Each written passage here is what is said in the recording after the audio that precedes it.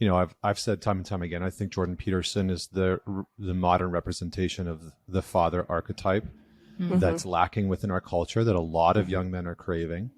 Like him or hate him, I mean, I don't agree with everything that he said by any means. But I think the main problem is that we've entered into this space where the people who are yelling loudest about the work that men need to do are providing very little solutions outside of men need to be more vulnerable. And when you really start to drill down into, give me a very specific example of a man that you admire, that you actually approve of, they can't come up with anybody.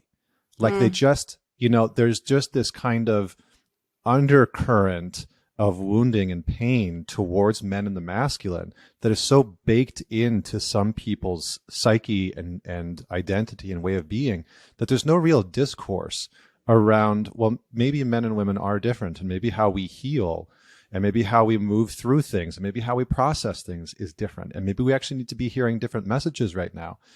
And I think the other thing that has been very interesting is that there's this interpretation.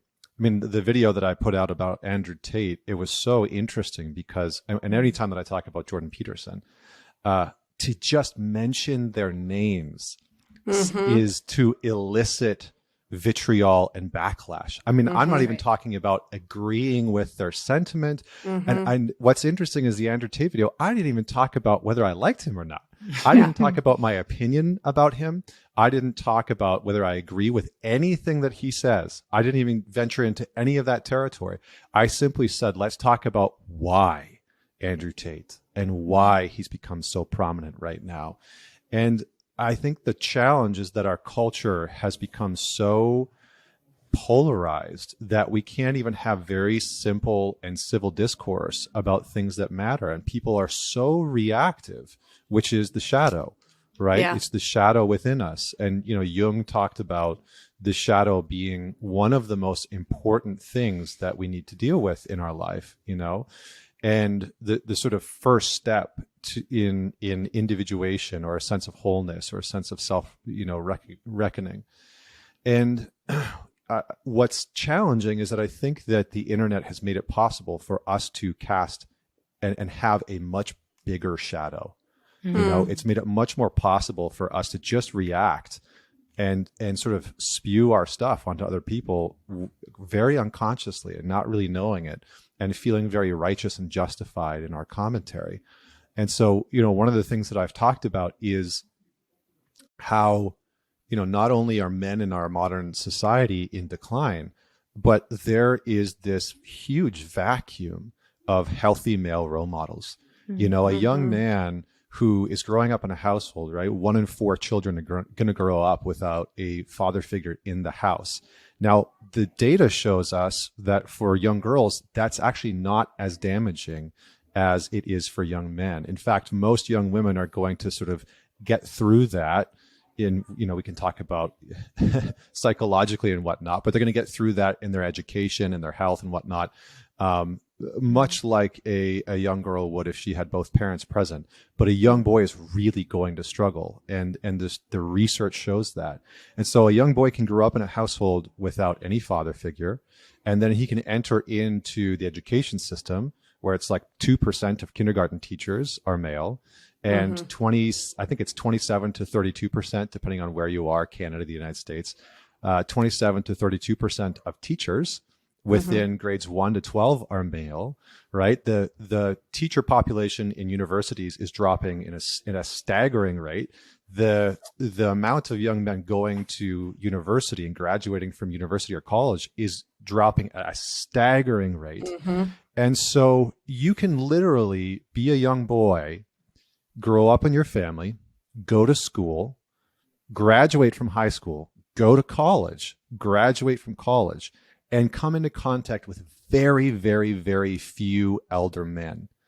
So you can literally become a 24-year-old man who has not really had any men around in his life. And maybe you had some guys that were coaches in sports or, other guys that you played sports with.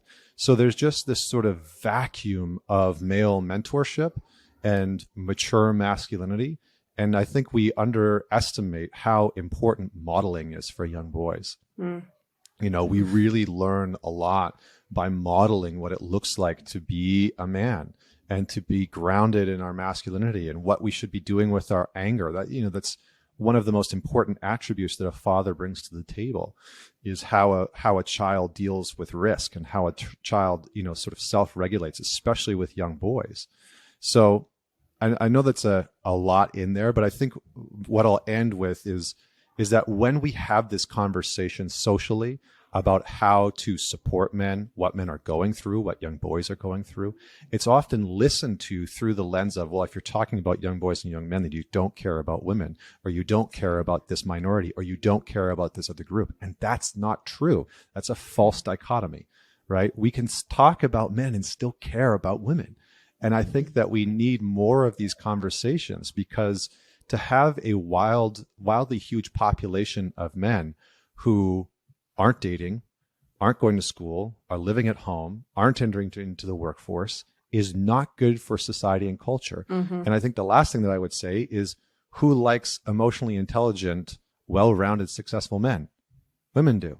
Women. And so Right. we're creating a population of young men that young women are looking at and saying, I don't know if I want to date that guy.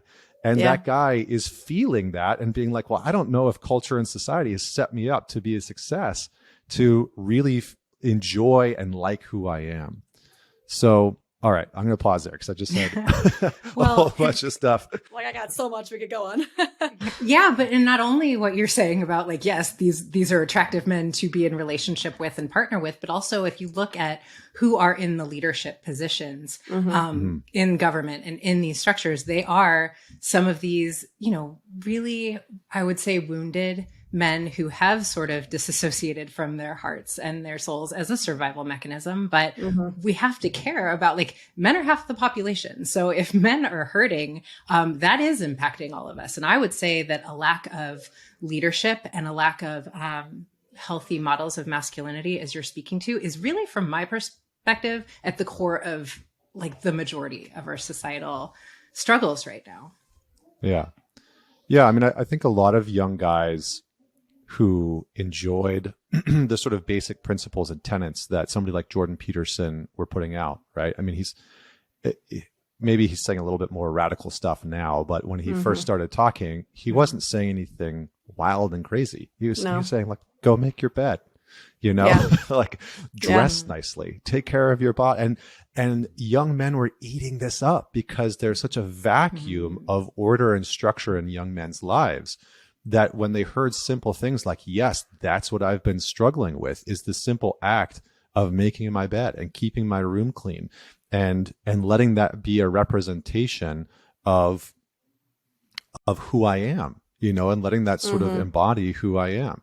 But I think what a lot of men experienced was they saw somebody like him come under vicious attack, and then, have sort of seen an extension of a lot of commentary that, any man that starts to really enter into the conversation and talk about young men really gets a lot of backlash. And so you have somebody like Jordan Peterson, who's an academic, who is saying it, from a Jungian frame, from a psychological frame, from data and research. And then you have somebody like Andrew Tate, who's saying it from a very different perspective. And they're both getting a ton of backlash from people. And so I think a lot of young men have started to pull back and say, like, well, maybe I should just be quiet about being a man. And maybe I shouldn't have an opinion about being a young man. And maybe I shouldn't talk about my struggles, And so I think it's the impact of it, and this isn't to sort of point fingers at anybody in specific, but I think the impact of it has been that a lot of young men and a lot of men in general have started to retreat and have started to pull out from dating and society and culture, and they just don't give a shit. And they're like, I don't really want to engage in this at all. And that's problematic. It's like, it's just problematic. And we know that, not to get so sort of existential, but we just know that historically, you look at any culture and any country that has has struggled throughout history, it's almost always because they have a large population of young men who have ejected from the modern narrative and culture and said, I don't care about this anymore because you don't care about me. And it becomes a really big problem within 10 to 20 years.